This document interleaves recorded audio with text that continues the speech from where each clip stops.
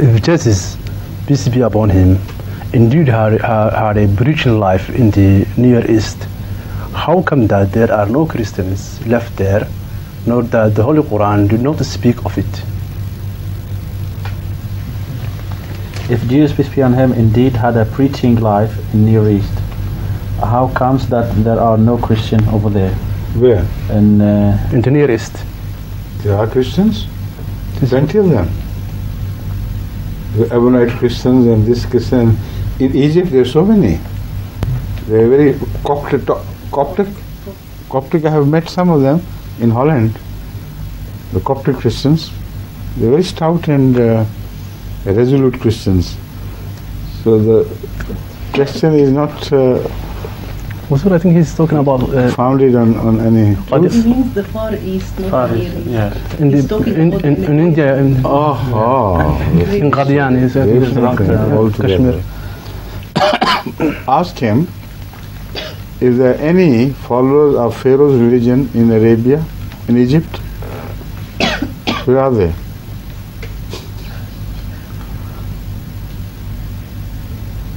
Who were the people prior to Islam?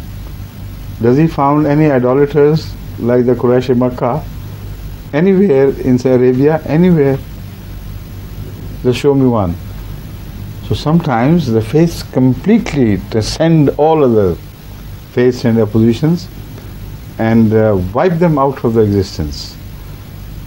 In Germany, there is no sign whatsoever of their previous religion by the name of a god called Wotan or Wotan, whatever they call it. Not a trace. No trace is left in Norway of the religion prior to Christianity's arrival there. So whatever answer he finds in to this question of mine, the same answer I will give him in response to his question. Okay? This is an answer in principle. It does not apply to the case of Jesus Christ as such. I am just showing the absurdity of the question because it's a question of logic. If no trace of a previous religion is found, you cannot say that religion did not exist. This is the only answer in principle. As far as what happened to the message of Jesus is concerned, it cannot be equated with Pharaoh and Meccans and this and that. So don't carry this simile too far. I just counted the logic of the question. You understand? And I said there is no logic in the question because this happens. In case of Jesus Christ, something happened which has to be understood.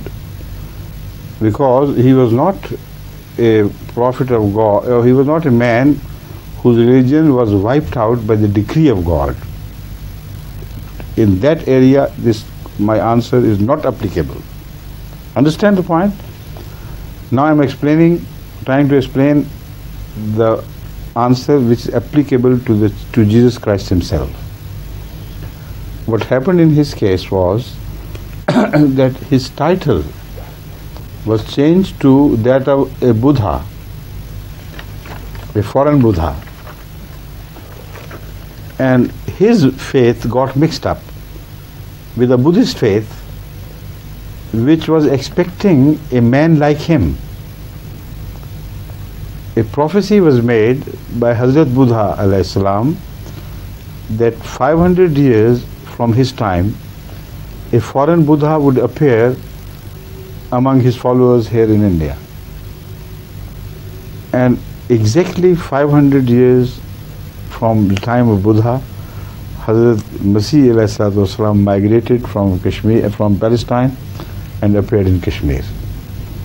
This is recorded by the Hindu history in the annals of Puranas, as they call it, that the king or the Raja of Kashmir at that time, while he was on a hunting expedition, saw some noble man coming along with a few of his followers, and walking in the valley of Kashmir.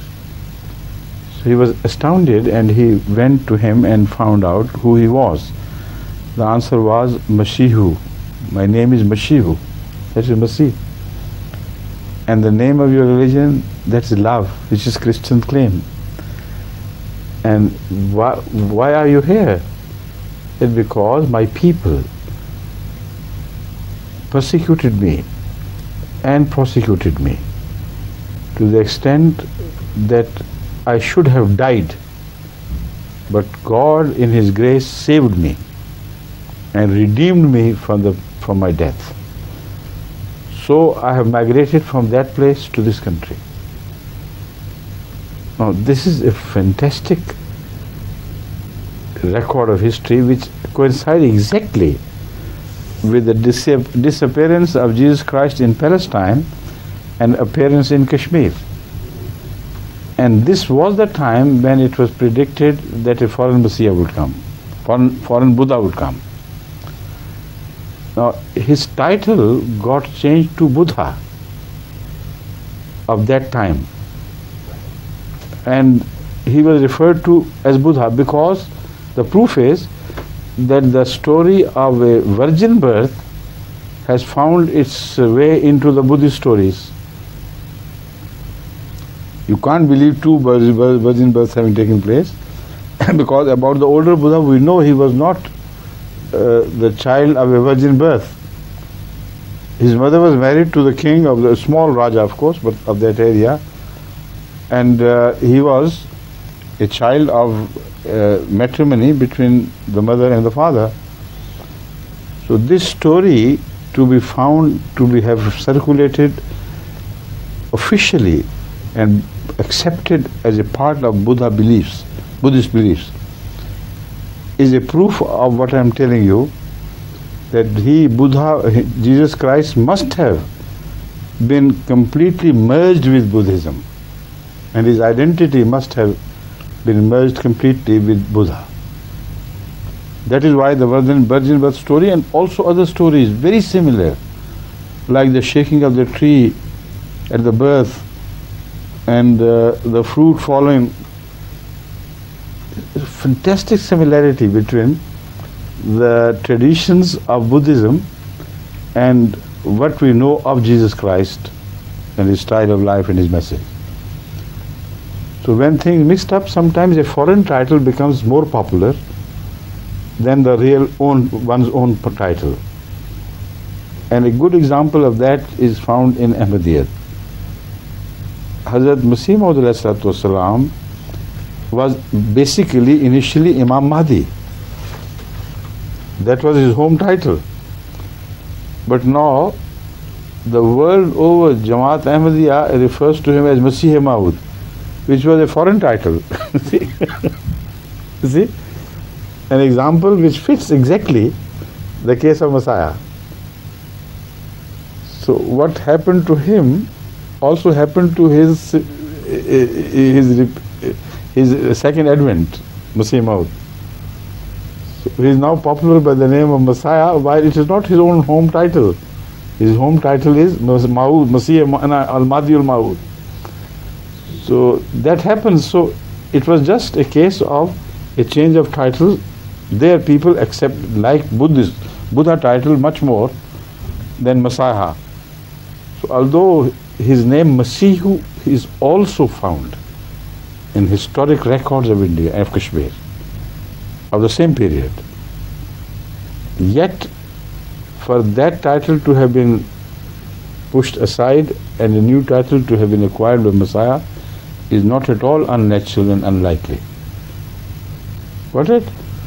This is what happened to him. So the first answer is in the rebuttal of the logic of the question. The logic of question is not sound. It happens that people are wiped out and new people emerge, and no mention of them is left behind. And in case of Jesus Christ, this is what we know must have happened. Right? Assalamu alaikum.